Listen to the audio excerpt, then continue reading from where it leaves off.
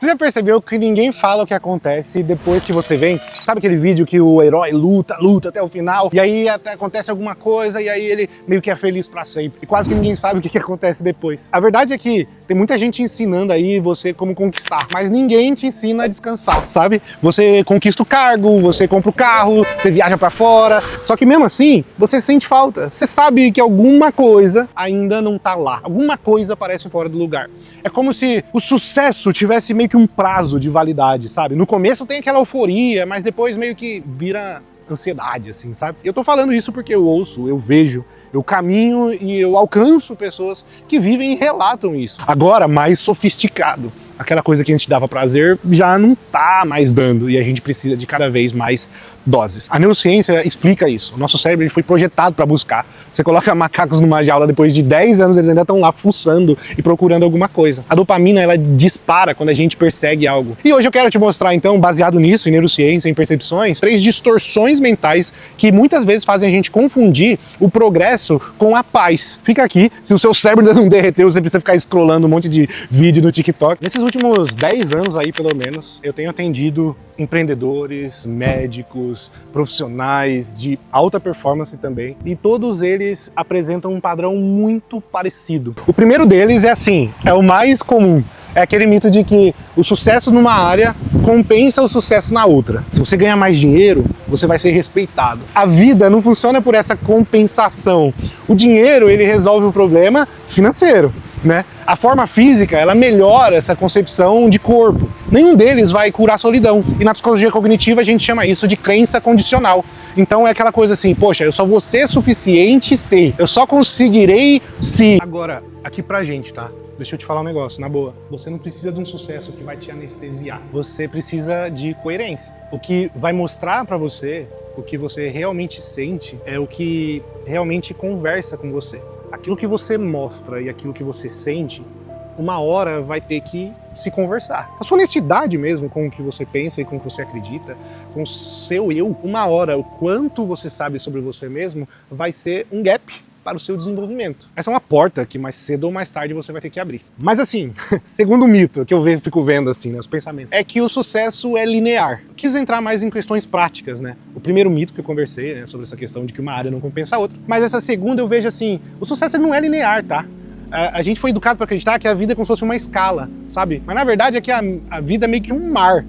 Tem maré alta, tem maré baixa, tem caminho, tem rota oceânica, e o que você tá perdendo quando a onda tá baixa, você tá respirando. Quando a onda fica alta, vem um estresse, a amígdala ela vai tomar o controle, o seu cérebro vai entrar em modo sobrevivência, você vai perder a capacidade de dar aquele zoom out, entende? Que é olhar para trás, ver todo o contexto e, ali vai ser, se vira nos 30, como se diz. E a gente entender essas marés tem a ver com entender o ritmo. Olhar para a nossa trajetória como se fosse um gráfico de bolsa de valores. Existe uma linha de tendência, ok, eu concordo. No geral, ela sobe, né? Você vai se desenvolvendo. Mas na TCC, na terapia comportamental, a gente trabalha um pouco com isso. Entender o processo de tendência. Quando você entra num projeto, você sempre vai sair dele ou com mais sucesso ou com mais aprendizado. E essa alternância dentre aprendizado, sucesso, né? Ela vai aumentando o quê? A nossa média móvel. Se você pegar isso e comparar com o seu sucesso absoluto, você sempre vai criar 99% dos insucessos. Se aquele dia é o melhor e esse melhor é minha referência, todos os outros dias são de insucesso. Talvez a melhor proposta para aumentar a própria média e não olhando para o dia em si. Então essa capacidade de zoom out que eu comentei, nos momentos de crise são os mais difíceis. E aí entra a importância de você estar com alguém, seja um assistente terapêutico, seja um psicólogo, seja na terapia, estar com alguém que te ajude a observar a linha do tempo. É isso que a gente faz no Instituto 5S Brasil. Nós temos um programa terapêutico que ele integra diversas modalidades de atendimentos e disciplinas em saúde e cria junto com você um roteiro, não um passo a passo, mas uma busca de melhora ou de otimização dentro dessa que eu estou chamando aqui de média móvel. É essa a nossa ideia em saúde mental, acompanhar, ter alguém com você, isso é um grande diferencial. E a gente vai percebendo que essa habilidade de lidar, não medir o sucesso pelo dia de hoje, e até toda essa conceituação do que é sucesso, isso é muito bem feito em psicoterapia, né? Em especial em psicoterapias de maneiras alternadas. Um terceiro mito que eu vejo muito acontecer é a pessoa que vem entendendo que o sucesso ele é para sempre.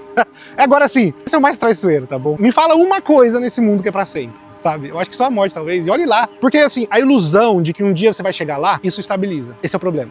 O cérebro, ele não foi feito para estabilizar.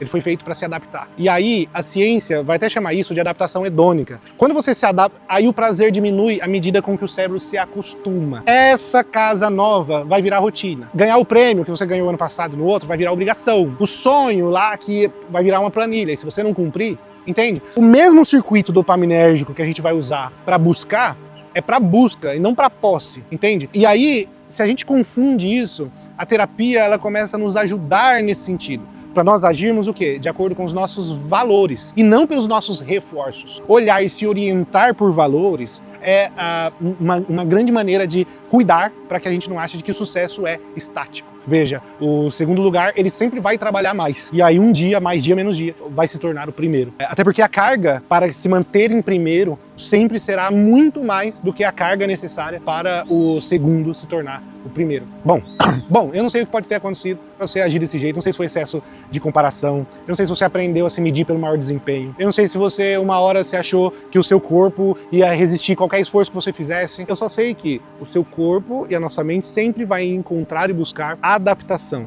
uma regulação, até mesmo um mecanismo parasimpático vai agir nesse momento. Então assim, você não está cansado de trabalhar. Essa é a grande questão. Você está cansado de sustentar esse personagem que você não aguenta mais. A vida ela vai te cobrando para ser cada vez melhor. Só que você se cobra,